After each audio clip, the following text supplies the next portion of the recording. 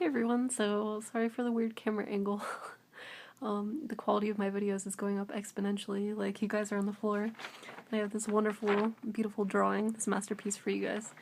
I wanted to start off by saying that this video is going to be sort of a tangent, based on a lot of the things you guys have said in the comments, as well as, I guess just things that have been inspired.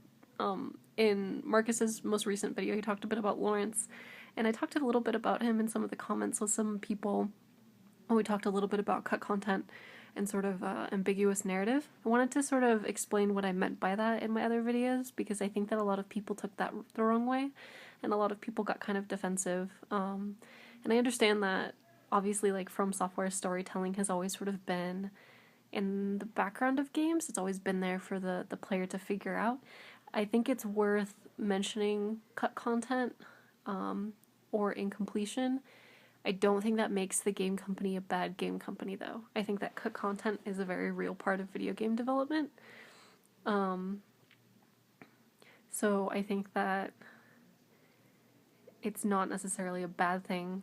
David Gator, when he had a blog, made a really long post about BioWare's cut content and why they don't like to talk about it, primarily because a lot of audiences won't be sympathetic to the developer-producer relationship, and a lot of time they'll blame the producer. And he said that, without excusing a lot of bad business ethics that some producers may have, it is worth saying that producers do also keep in check sort of like a time frame. Like somebody sends a contract and there's a set time frame, and it if a development team can't get certain content finished on time, then they have to remove it, they have to cut it.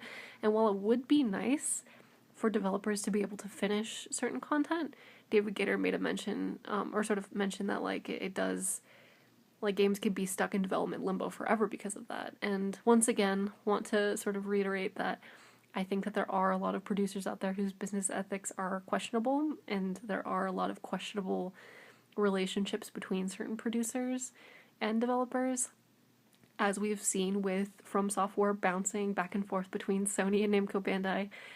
There obviously was some relations that may or may not have been worthwhile for the company.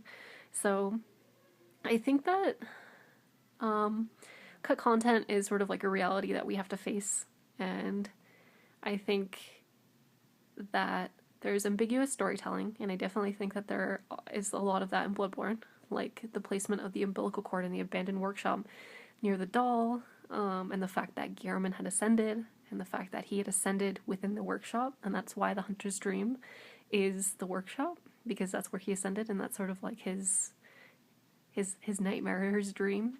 I think that all of that can be implied through placement of things, but I think that it's pretty easy to see, oh hey, this is placed here to tell a story, versus, hey, there's been a lot of mention of this NPC or this character or this enemy, but they're not in the game. And I think that a lot of that has to do with content not being added. So for example, the broken archstone in Demon Souls was talked about a lot, and it was actually sort of used as a plot device. And like a lot of members in the community have found, there's actual content in the broken archstone. It has textures, it actually has level design, and there's a lot of like pretty great things that people have found from it, but it wasn't included in the game. And so while it's a shame and a lot of people are disappointed, that's just the reality of the situation. Like, I don't think that made Demon Souls any worse. For all we know, like, that content could have been glitchy, or it could have actually made the game exponentially worse. We just don't know. Or it could have made the game better. So, it's hard. And then, like, for example, like another good example would be Dark Souls 1. We had all the mention of Gwyn's knights, like Artorias and Goth, or Go, or whatever. I think it's Goth. We had all this mention of them, but we never saw them.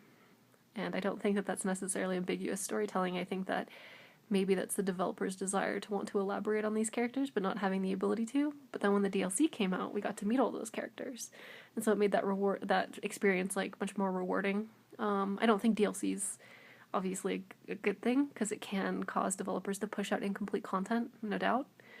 But when there is DLC that feels, I guess, like worthy or worthwhile for a developer to push out, it is a good experience when it's not, like ethically, I guess, I don't know, when it's not like, it doesn't make you like kind of raise your eyebrows at the developers for not including that content in the first place. But it's hard because each sort of circumstance is unique, so we can't know. And I doubt that this is something that a lot of companies want to talk about, because of a lot of the financial sort of aspects that play into releasing DLC. And I think a lot of people would be very unsympathetic if a developer just said, we wanted to push this game out because of money reasons. Like, I don't think that a lot of audiences would be able to take a step back and be like, okay, they're a business, So I think that with characters like this, with Gearman and Lawrence and Willem, there's obviously some stuff going on here that was never elaborated on. And in Marcus's, or Epic Name Bro's most recent video, he talked about how the skull in Amelia Vicar's sort of the Healing Church is definitely Lawrence, and I definitely agree with that. I think that Lawrence did become a beast, and when we touch his skull, we see the memory of him and Willem. And obviously, like, I come to this conclusion because the only other person in that room was Willem, and Willem is not, obviously he still has his head when we see him. He may not be sane, but he still has his head, so it would have to be Lawrence. And Lawrence was also a part of sort of the blood aspect of things. Willem believed that whatever Lawrence was doing was considered betrayal. He didn't like it. He doesn't like blood. He doesn't like Yrden. He doesn't like ascension through beasthood or blood or whatever. He thinks that it will undo mankind.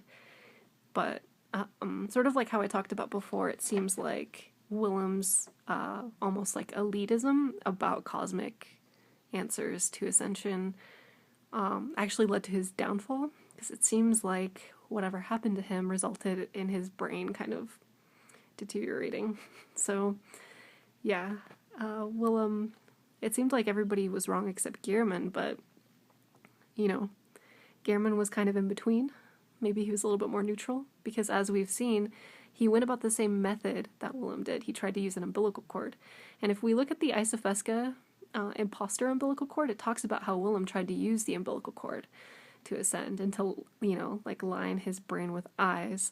Whereas with Gearman, he tried to use the umbilical cord, but he was also a hunter, and a hunter is a part of sort of, they were all like kind of associated with the Healing Church. There was a special sect of Healing Church hunters, but hunters in general tend to align themselves with blood, sort of blood manipulation. So it seems like the whole concept of blood would be blood echoes, so the soul system, and the concept of cosmic insight would be the insight system. And so it seemed that in order to ascend, you needed a bit of both, and Gearman sort of figured that out, and that's definitely implied. I feel like that's extremely implied. But what is left out, and what I don't quite understand, what I feel like may have been cut content, is why was Gearman waiting for Lawrence in the dream? And if you find him sort of near the stump with all the little minion guys, he kind of is like, oh, Lawrence, I've been waiting for so long. What does he mean by that? I don't know. We don't know. And there's no item description to really hint at what had happened. We obviously know Lawrence is dead and became a beast, but we don't know why Gearman was waiting for him. And we don't know if Gearman had ascended and was trying to take Lawrence with him, or maybe his ascension was about Lawrence, but also about the doll. Like, the doll definitely was supposed to be his companion during this ascension, but maybe I don't know. We just don't know. So there's that, and that's, I feel like that's where we start to see cut content in action, and I don't think that it's necessarily a bad thing, because a lot of fans can make headcanons, and it allows for a lot of creativity, but I don't think it was intentional. I think that there was supposed to be a little bit of more of a story with Lawrence, and I think that there was supposed to be a little bit of an explanation as to why Gascoigne said Umbasa during his boss fight in that leaked footage that we saw. So there's a lot of stuff that wasn't added in the final cut of the game. Oh, as well as the stuff Miyazaki said in the Famitsu article about the main character's storyline. That's also left out of the game. We only know that we transcended Pale Blood in order to find the dream, in order to end the nightmare. But we didn't go to Yharnam to seek a cure. There's no opening cinematic that sort of displayed that. I feel like that could still exist within the canon as like a headcanon, but it doesn't actually exist in the game content, aside from just the mention of Pale Blood and the transfusion and that whole thing. But yeah, it's silly. Like, I think that's not, like I said before, it's not a bad thing, but I think it's silly to completely dismiss the fact that content happens and that this was all intentional by FromSoft, because it's not, development isn't a smooth process. There's a lot of interviews that sort of give insight into that. I also want to talk too, because somebody asked me in the comments about amygdala, and I wanted to talk a little bit about that. For those of you who follow my Tumblr, most of you know, but I'm actually a behavioral technician, and I'm sort of like going to try to shoot for my master's pretty soon. And I work at a clinic, so I'm actually a psychology major, but I focus on behavioral psychology, and I think that neurology is extremely important, but I don't have a background in it.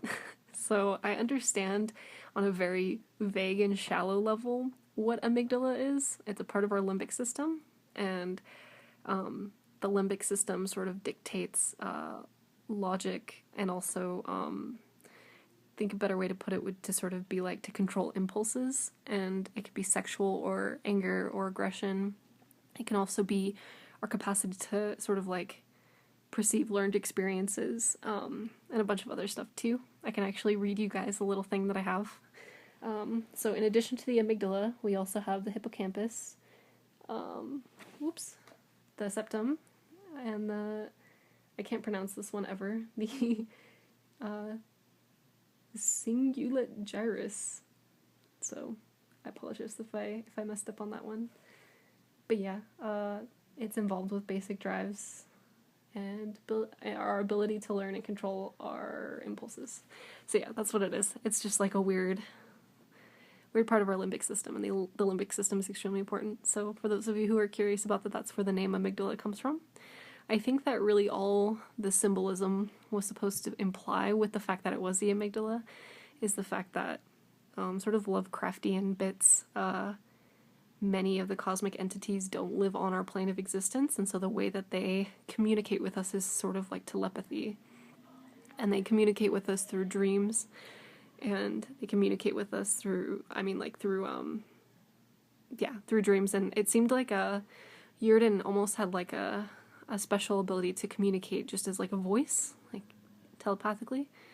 And then with all of that happening, it sort of distorts sort of this plane of existence between the two beings being us and them. It sort of like creates this weird distortion where all these nightmares become reality. And so that's sort of like what I think their whole symbolism is supposed to be, why they look like brains and stuff like that, is because it's supposed to be in reference to the fact that they communicate through us that way. So, if that makes any sense. I also feel like that's why frenzy is like a really important status effect. I also feel like that's why many of the other beings in the world look like big brains. So it's just a big reference to that, I think. I don't think that there was any deeper meaning to the amygdala being present aside from the symbolism involved in all of that. So yeah, don't worry too much about that. And a lot of people were having questions as to what all the different Great One's intents were. I feel like a lot of that, aside from the moon presence, a lot of that can be up to the player. It seemed like I can't pronounce her name, Ebritas was actually used by the Healing Church, or by the choir, not so much just the base Healing Church, the choir, because they started to use her to birth children, and that's why you see all those little weird fetus enemies everywhere. They use her to birth children in order to sort of like use the children in this sort of ascension process. Maybe they were going to take the babies away, so that way a Bretus will want a surrogate. And I think I mentioned that in my other video, but I'm pretty sure that that's why the orphanage exists, because I'm pretty sure they were taking Britis's babies, and yeah, they were trying to perform one of the birthing rituals. I think that that has a lot to do with Margot. I'm really curious about Margot's surrogate alien friend, because Margot's surrogate alien friend actually still birthed with Margot, so both of them are kind of like empty together. And that's why Margot's wet nurse is like this weird empty thing. So it's kind of interesting, but we'll see. I'm actually hoping that with DLC we'll see, you know, like maybe we'll see Yurden, or maybe we'll see some of the Chalice Dungeon stuff in action, because there are some items in the Chalice Dungeon that we can't use yet in the game. So maybe we'll get an explanation for those. And then I think that, you know, maybe we'll get, I don't think we'll get Lawrence, obviously, because Lawrence is, if that is Lawrence's skull, which it seems like it is, I don't think that we'll see him. But we'll probably see a lot regarding the story, because there are a couple of dead ends, and I'm excited to see them fleshed out. And it sucks that that has to happen through DLC, but at the same time, once again, like I said before, we don't know. Like, we don't know if it is a money grab and they're forced to not include content, you know, or we don't know if it's something that they genuinely have to wait to produce. So, yeah, I feel like I really did enjoy Artorias of the Abyss's DLC. I had a lot of fun with it, and I don't mind. I felt that I would have really liked to see the Broken Archstone, but at the time, Miyazaki said that he was against DLC ethically, as a business practice. So I understand why we never got to see the DLC, or sorry, we never got to see the cut content. We never got to see the Broken Archstone.